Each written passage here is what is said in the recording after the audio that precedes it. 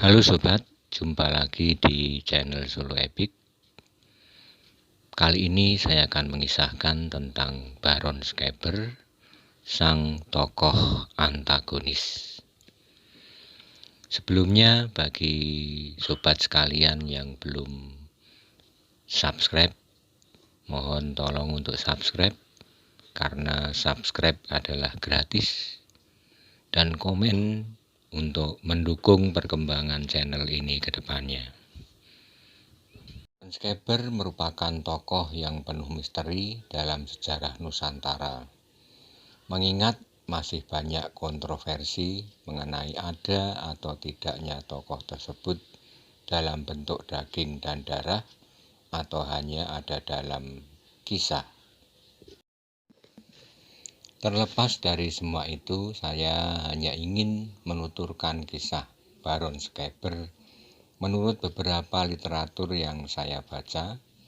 Semoga tontonan atau tulisan ini dapat menghibur, bukan untuk menimbulkan silang pendapat yang hablur. Dalam Babat Pati ada dituliskan tentang Baron Scaber, yaitu pada masa pemerintahan Adipati Pragulo yang kedua. Seperti diketahui bahwa Adipati Pragulo II adalah adik ipar dari Panembahan Senopati, Raja Mataram yang pertama. Kekuasaan Pati bermula dari hadiah Sultan Hadiwijaya ketika Ki Penjawi, yaitu kakek Adipati Pragulo II, dan Ki Ageng Pemanahan, ayah Senopati, dapat memenangkan sayembara mengalahkan Haryo Penangsang. Ki Penjawi mendapatkan bumi Pati, sedangkan Ki Ageng Pemanahan mendapatkan bumi Mataram. Namun pemberian hadiah itu berselang waktu. Lama setelah Ki Penjawi mendapatkan bumi Pati, baru beberapa belas tahun kemudian bumi Mataram diserahkan kepada Ki Ageng Pemanahan.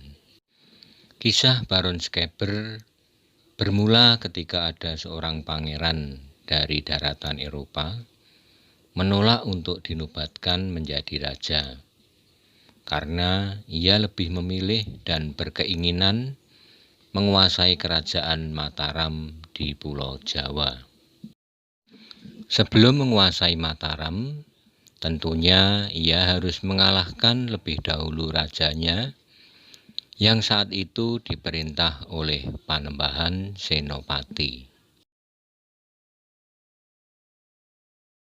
Mendengar kabar tentang hal itu, atas petunjuk dari penasehat spiritualnya sekaligus pepatihnya, yaitu Ki Juru Mertani, Panembahan Senopati disarankan untuk bersemadi di tepi pantai.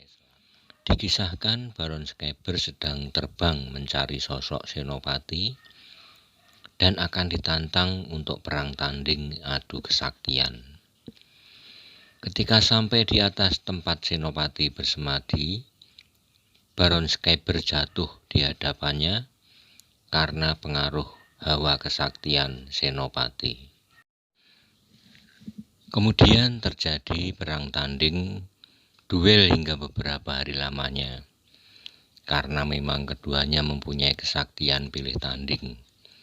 Tetapi akhirnya Baron Scaber dapat terkalahkan, kemudian lari menuju pantai utara, yaitu di Gunung Pati Ayam, daerah Pati.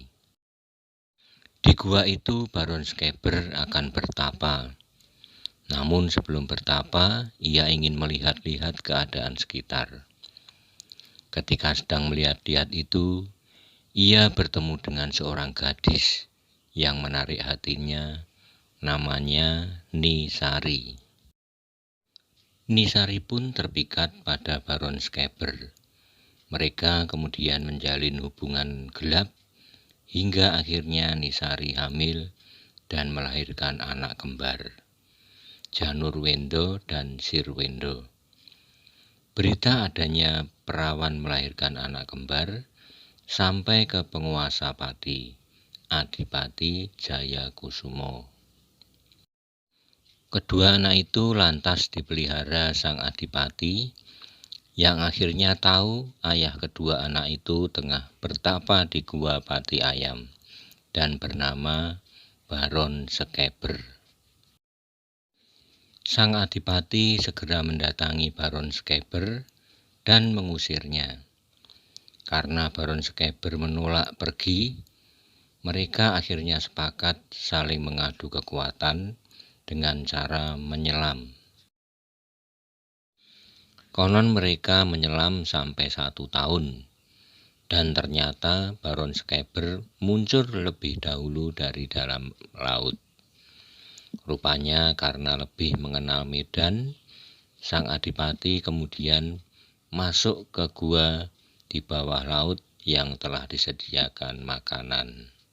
Baron Sekeber mengaku kalah, dan lantas ia mau mengabdi kepada adipati dengan menjadi pemelihara kuda.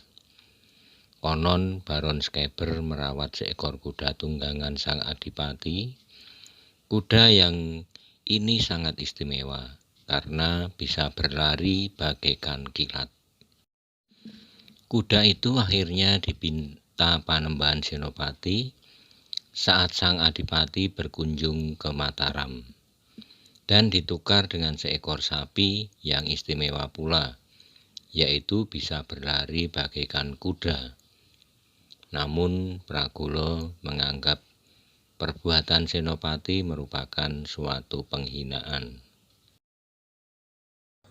Sekeber juga tetap masih dipercaya untuk memelihara kuda itu. Baron Sekeber tentu sakit hati karena menjadi abdi musuh besarnya.